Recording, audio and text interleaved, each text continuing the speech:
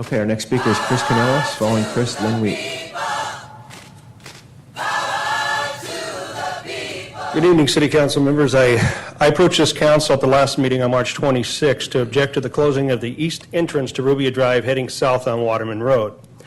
I felt that the closure was unwarranted and was done primarily to appease special interest and not in the interest of the citizenry of Elk Grove. I stated to the council that the closing of the east entrance to Rubia would create heavy congestion at the intersection of Waterman and Sheldon Road during peak hours because a right-hand turn lane does not exist onto Sheldon Road. And as I pointed out last time, Rubia Drive is wider than Waterman Road. Since March 26, a lock gate has been installed at the east entrance to Rubia at a cost of $14,000 to the city of Elk Grove.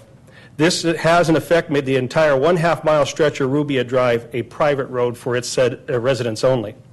Today I'm requesting for a reconsideration of your vote on the closure of Rubia Drive for the following reasons.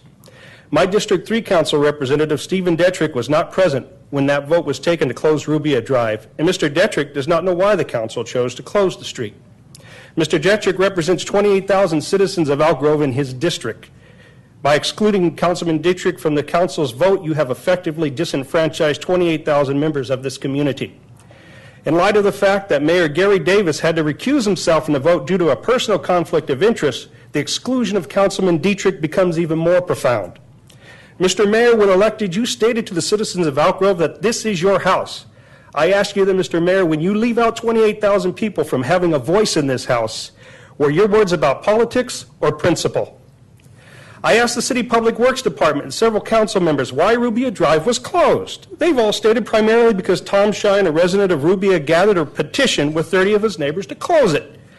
Last meeting, I was rebutted by Mr. Tom Shine, who stated he had no problem with the traffic on his street, but only complaints about speeding motorists. Let me read to you an article from the Elk Grove Citizen dated April 1st about quoting Tom Shine about the road closure.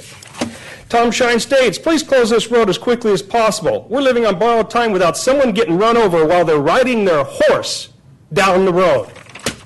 This council has effectively shut down Rubia Drive to make it a private horse trail. That was not the intent when Elk Grove took over this road from the county of Sacramento. Neighboring Brown Road that runs parallel to Rubia has had speed bumps installed to fix their speed problems. Why is Rubia Drive so privileged? I've also learned from the article that another resident of Rubia Drive personally benefited from the $14,000 gate and the shutting down of Rubia Drive. That's you, Mr. Mayor, and that's exactly why you had to recuse yourself from the vote.